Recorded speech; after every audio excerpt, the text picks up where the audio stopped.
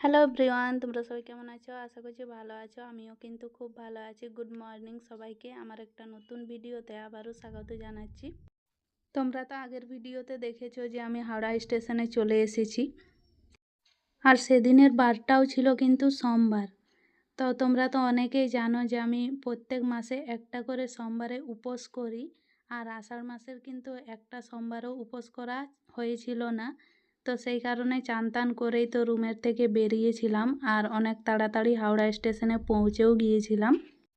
Train আসতে এখন অনেকটাই লেট আছে, তাই সামনাসামনি একটা মন্দির দেখতে পেলাম। সামনাসামনি বলতে ম্যাপে দেখলাম প্রায় 3-4 কিলোমিটারের মধ্যে এই মন্দিরটা ছিল। তাই ভাবলাম চলে আসি, এদিকে আমার পুজোও দেওয়া হয়ে যাবে, আর আষাঢ় মাসের উপোসটাও হয়ে যাবে, আর মন্দিরটাও ঘুরে দেখা হয়ে যাবে। আর এখানে এসে তো একটা দারুণ জিনিস দেখতে পেলাম।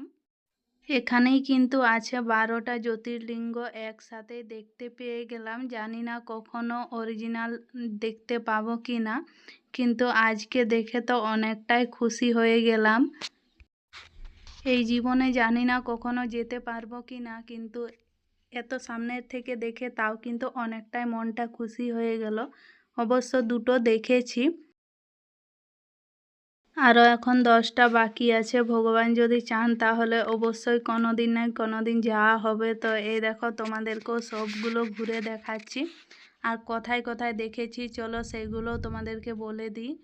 একবার গিয়েছিলাম যখন রাম মন্দির, তখন কিন্তু কাশী বিশ্বনাথ ঘুরে এসেছি। তখন কিন্তু মন্দিরের ভিতরে ফোন এলাও ছিল না, তো সেই কারণে তোমাদেরকে দেখাতে পারিনি। আর বৈদ্যনাথ ধাম 2 বছর গিয়েছি, আগের বছরও গিয়েছিলাম, তার আগের বছরও গিয়েছিলাম, তো সেইগুলো তো তোমাদের সাথে শেয়ার করেছি। এরপরে কিন্তু ইচ্ছে আছে কেদারনাথ যাওয়ার, দেখা যাক স্বপ্নটা পূরণ হয় কি না। তো এই দেখো, এইখানের সব ঠাকুরগুলো তোমাদেরকেও দেখিয়ে দিলাম একবার। আমি পুরো ভালোভাবে ভিডিওটা করেছি, প্রত্যেকটা জ্যোতির্লিঙ্গ এই দেখো। আর সবগুলো হিন্দিতে লেখা ছিল, তোমরা যারা যারা পড়তে পারছো দেখে নেবে। আমি অতটাও ভালোভাবে হিন্দি পড়তে পারি না, তো যাই হোক এই দেখো সবগুলো কিন্তু দেখতে পেয়ে গেলাম একসাথে। এখনও আমাদের পুজো দেওয়া কমপ্লিট হয়নি। প্রথমেই চলে এসেছি এই সাইডে, তারপরে দেখি এখানে ফুল প্রসাদ কোন দিকে পাওয়া যায়। তো প্রথমে ভিডিওটা করে নিলাম এদিকে এসে সবগুলোর। আর তোমাদের কেমন লাগলো কমেন্ট করে জানাবে। আমার কিন্তু খুব ভালো লেগেছে জায়গাটা, একদম গঙ্গার ঘাটের পাশেই।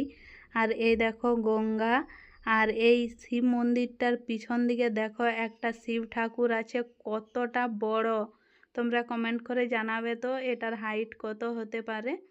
আমি কিন্তু বুঝতে পারছি না, অনেকটাই বড় ছিল। আর তোমরা কারা কারা গিয়েছো সেটাও কিন্তু জানাবে।